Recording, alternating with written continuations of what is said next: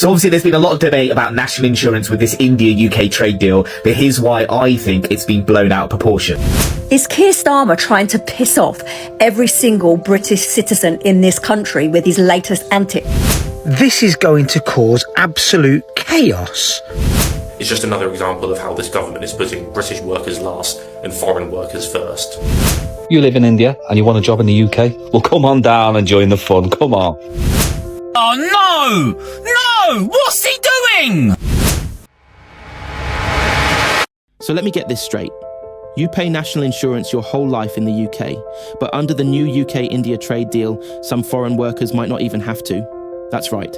Pay your own bills, fund a crumbling NHS, and now watch others skip the same payments you can't afford to miss. Apparently, it's all about boosting trade, but let's be honest, it's us getting played. Welcome to Brit Rants, where today we're unpacking this dodgy deal, the public's outrage, and how it feels being mugged in broad daylight, again. Subscribe if you're tired of funding everything, but getting nothing back.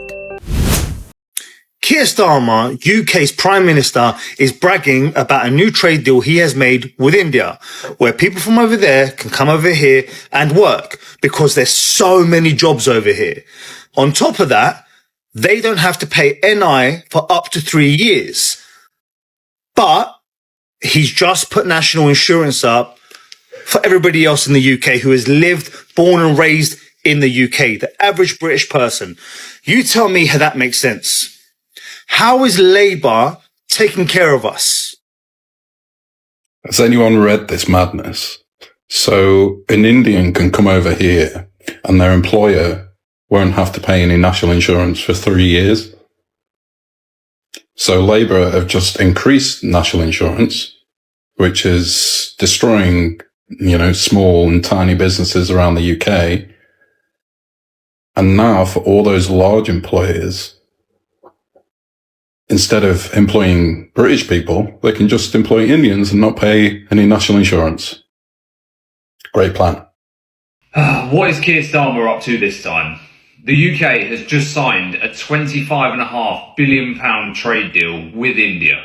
The US get a massive minerals deal with Ukraine, and we get this. Starmer has boasted that this will mean that UK consumers get cheaper clothes, shoes, and other high street products. Yeah, alright, wouldn't be the first time that you promised something that didn't materialise, would it, Starmer? There is one key element that he has kept quiet about so far though, and that is what it means for visas for workers and students coming from India. You can guess where this is going, can't you? Open season on our borders, as if we don't have enough problems with net migration as it is. Why does every single thing that we sign up to as a country involve just opening our borders to everybody? The UK is bursting at the seams. Not enough school places, NHS waiting times through the roof, nobody can see a doctor, infrastructure completely inadequate. But hey, we'll take more people, won't we?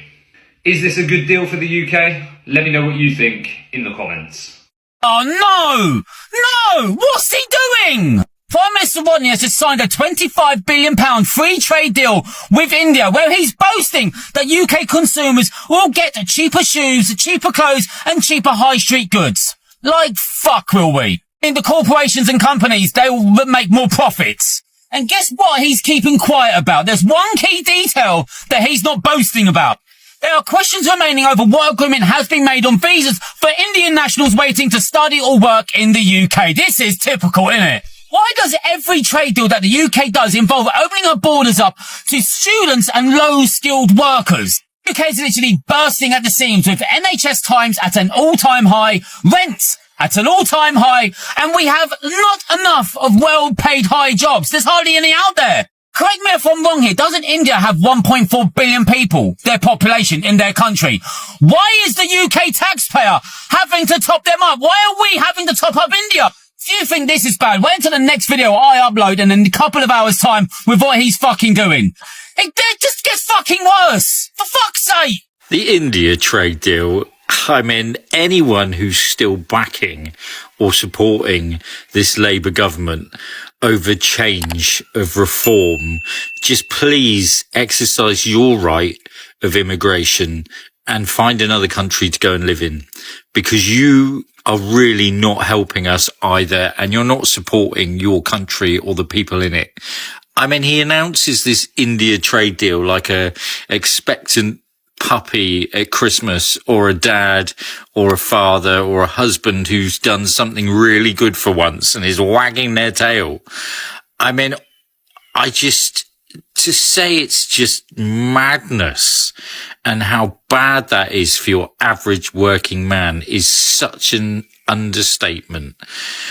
Because obviously I wasn't even going to bother making this video. I mean, it's just get your passports and fuck off. We don't. Keir Starmer's just announced this new trade deal that the UK has signed with India. Now, one of the features of this trade deal between the UK and India is that they want to encourage migration between the two countries. So to help encourage this, Indians will be able to move to the UK, and for the first 3 years that they live in the UK, they will not have to pay national insurance, and their employers won't have to pay national insurance either. This means that employers are going to prefer hiring Indian workers over British workers because they won't have to pay national insurance for their Indian workers, and the Indian workers will be more comfortable working for a lower wage because they will have a higher real wage in real terms because they won't be paying national insurance. It's just another example of how this government is putting British workers last and foreign workers first. Is Keir Starmer trying to piss off every single British citizen in this country with his latest antics? And when I say British citizen, it is irrelevant in terms of colour. Let me just make that clear. He's basically saying a big fuck you. And here's why. So national insurance rates are being raised to every single person that is an actual citizen of the UK. But he set up a new deal with India where anyone that comes in on a working visa will not pay national insurance for 3 fucking years. How is that looking after your own first? How? Every British citizen, regardless of colour, are all paying more national insurance than they've ever paid in their whole entire lives. This is a smash in the eyeballs, literally. It's going to piss off so many people. How does that make any logical sense? It literally has no sense at all. I mean, at this point, we may as well just have a fucking Trump. I mean, this guy's making Trump look like a good guy. Now, if we break it down, it works out roughly to each employer having to pay around an extra £1,000 a year per employee. So basically what's going to happen, because the maths have just mathed itself, is why would any business want to then employ a UK citizen when they have to pay £1,000 more a year for them, when it will be easier for them to get someone who doesn't have to pay the NI? Like, someone please make it make sense, because I can't deal with this anymore. What do you think about this? Has this pissed you off the way it has me? You live in India and you want a job in the UK? Well, come on down and join the fun. Come on. And don't worry, you won't need a boat. Your employer can send you directly here via plane. And what's your employer getting out of this, you might think? Well, it'll cost them 20% less in national insurance payments, which equals about £1,000 a year per employee that's sent to the UK. So yeah, you guessed it. More migration from more foreign countries. Thanks, Keir. Sky News also reported that it's a landmark trade deal. Trade deal involves cutting the price on gin and whiskey. As tariffs have been slashed on household cosmetics and medical supplies too. So Starmer's saying that this is going to boost UK's GDP by £4.8 billion. Well, that doesn't even cover the cost of what we send to the Ukraine, does it really? So it doesn't make any fucking odds. I just can't believe that he's actively encouraging cheaper labour in the UK, which means if you're looking for the job in the next couple of months, you might start finding it difficult. Migrants may be taking them roles on at a cheaper rate to the employer. And I don't mean via the pay packet. I mean the employer is going to be paying less in national insurance, which is going to make it more attractive to employ people at a lower cost to themselves. So to make it clear, it's going to be cheaper for any employer to take on an Indian migrant than what it will be to take on a UK current citizen. which puts British workers at the back of the line with the people who need houses and the veterans. And if you need a doctor's appointment and social housing, well in Starmer, you know to put a smile on anyone's face. As usual, emphasising other countries' needs over the UK's. One day we'll open these apps and we'll see some positive news, I'm sure, but it's not going to come from Labour.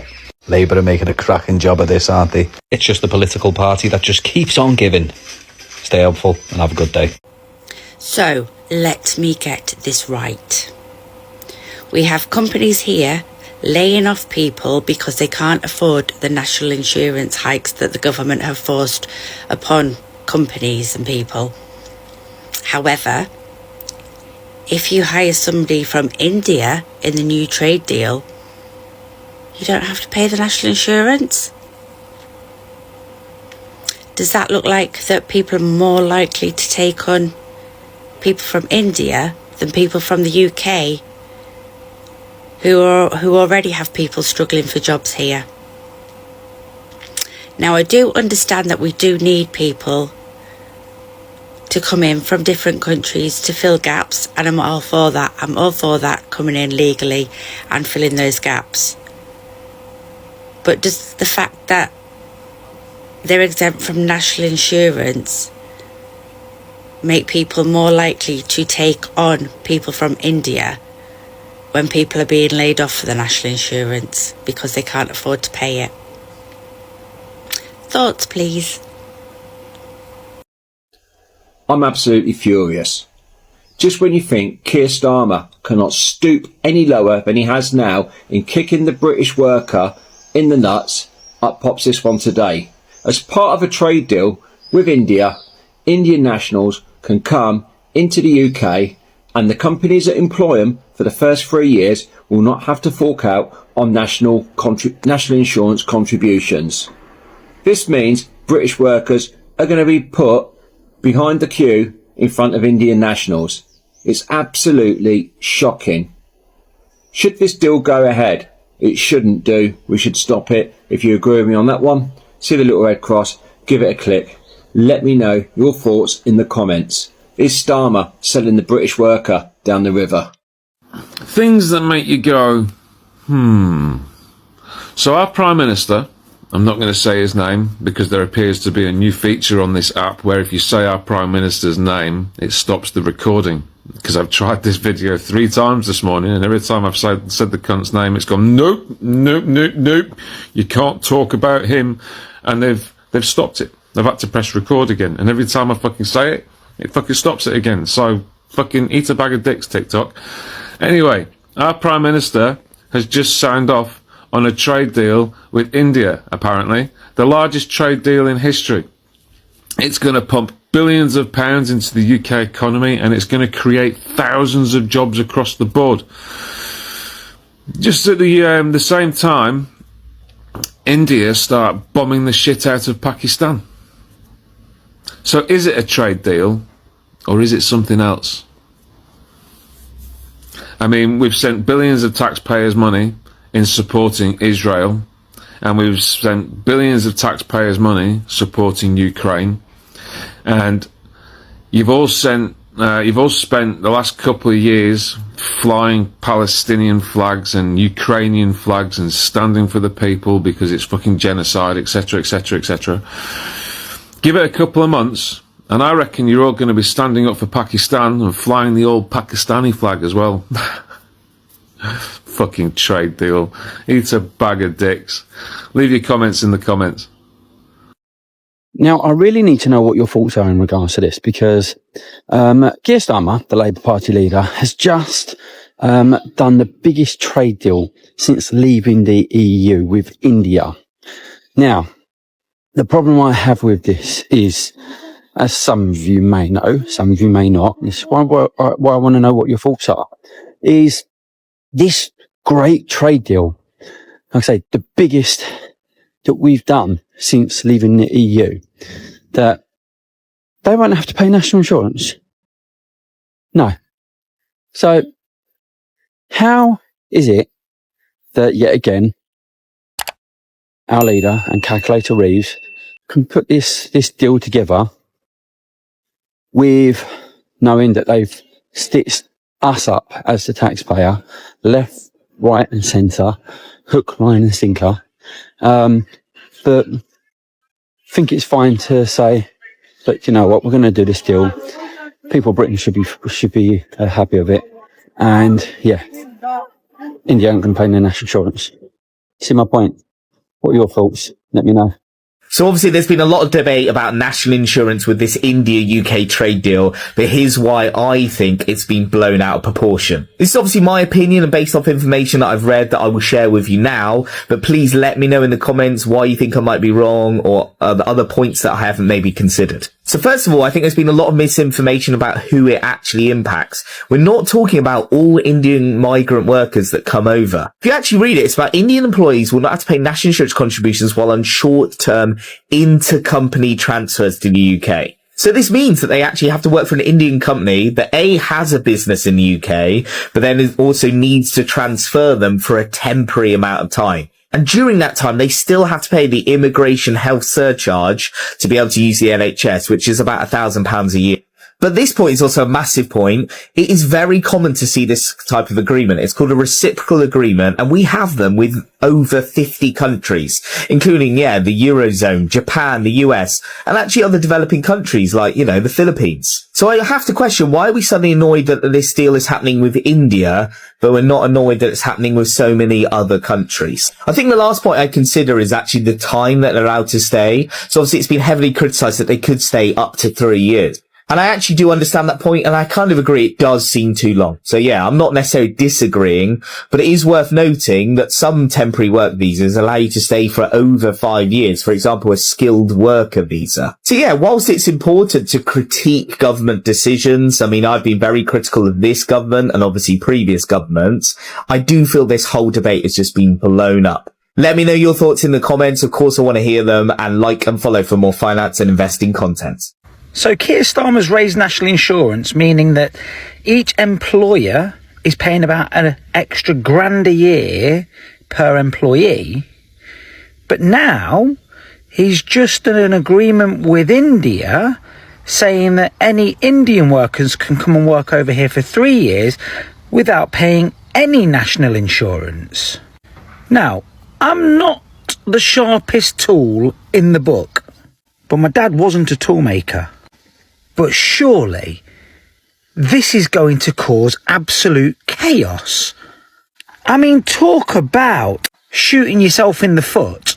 Now, like I say, I'm not the sharpest tool in the book, but just reading what the Indian government have said, they're going to be allowed to have Indians working in British companies and not paying any national insurance, where British workers have had their national insurance raised. So if you do the maths, that means that a business is going to be about 20% cheaper to bring somebody over from India than employing somebody from Britain.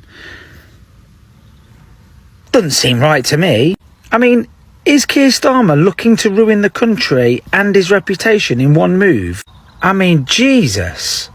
I'm going to have to look into it a little bit more, but on face value, this looks like a suicide move. 25.5 billion. That's what Britain has just signed away in a free trade deal with India. Sounds impressive, right? Until you look at who actually benefits. Because it's not British workers, it's not our businesses, and it's definitely not the people being taxed to the hilt just to keep the lights on. This deal lets Indian workers come here and not pay national insurance for 3 years, while British workers are still being hammered with every payslip. Let that sink in. You pay, they don't. And why? So a few global corporations can pat themselves on the back, while small businesses in towns like ours keep folding. This isn't trade, it's a carve-up, and the British public are nowhere near the table. We were told Brexit was about taking back control, but now it's being handed away again, quietly and without your consent. I'm all for fair trade when it's mutual, when it protects our jobs and our wages and our future. But this is the same old story. Open the doors, sell the story, silence the working class. Reform UK says no more. If you come to Britain to work, you pay into the same system every Brit does. That's fairness, because we are not second-class citizens in our own country.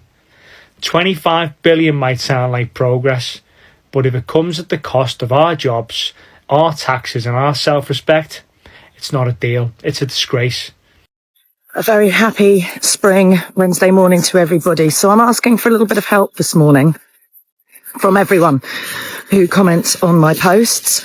I would like you to make something make sense to me.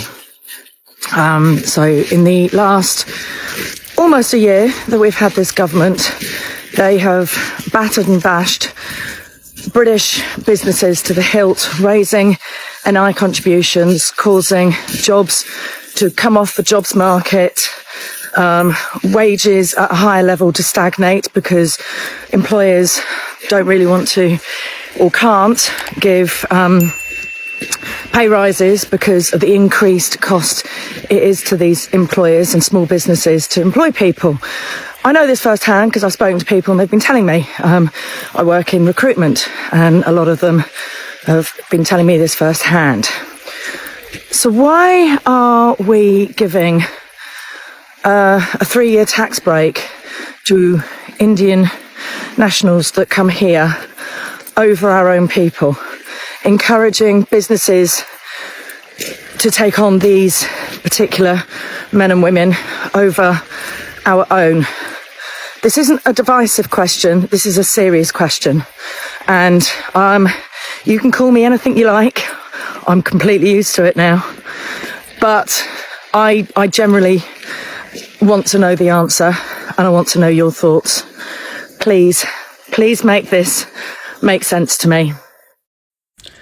Has this brand new trade deal that the UK has agreed with India condemned us to even more inward migration and immigration into the UK? So the UK has just announced, the Labour government has just announced an all singing, all dancing, fancy new free trade agreement between the UK and India. £25 billion worth of trade, allegedly. Now, on the face of it, that sounds like a great thing. Agreeing free trade deals, particularly now with the out of the EU, has got to be good news, right? And in principle, I don't have any problem whatsoever with agreeing trade deals individually with other countries. It's a great idea. But the terms of those deals are all important. And hidden within this one, from what I've read, seems to be a little bit of a fly in the ointment. And that fly in the ointment is this.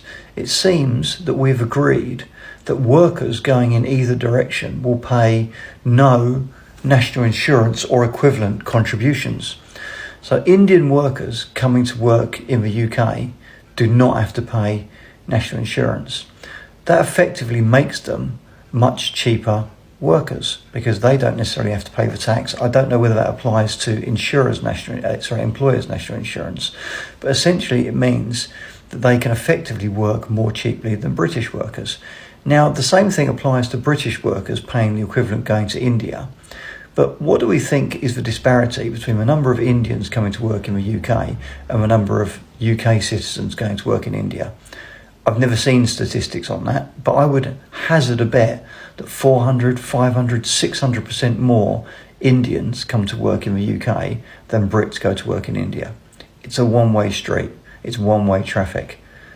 And this is just going to open the floodgates even more. The government are just going to issue work permits. Companies in this country, particularly the big Indian consulting and IT companies, which I have some experience of because I work in the IT recruitment sector, or I've run a business in that sector for many, many years.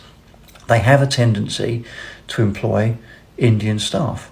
And now, if those Indian staff don't need to pay any national insurance contributions, the incentive is there even more so for them to employ Indian staff. So have Labour just opened the floodgates to even more people coming from Southeast Asia and the Indian subcontinent to work in the UK? Will they give assurances that this will absolutely 100% not increase the number of work visas issued to people from India? Because if it does, then I reject the deal utterly, completely and totally. I couldn't care less if it adds 100 billion quid. We cannot take more people. It's as simple as that. It's a zero-sum game. The economic numbers don't matter. We physically can't accommodate more and more and more people. It's going to destroy society. So this is going to come out over the next couple of days, I would imagine. Does this free trade deal, which on the face of it looks like a really good deal, does it absolutely allow Indian workers to come to the UK and not have to pay national insurance? If so, how is that even vaguely fair on all the British workers that have just had their national insurance contributions increased? How is it vaguely fair on British companies that have had their national insurance contributions increased? And what's it going to do to the immigration numbers? It's going to incentivise people to come here and companies to employ those people. It's bonkers, it's balmy, and it must be rejected. Must be. So let's see what comes out over the next few days. Sir Keir Starmer just called it Britain's biggest trade deal since Brexit. Narendra Modi says it's India's most ambitious agreement ever.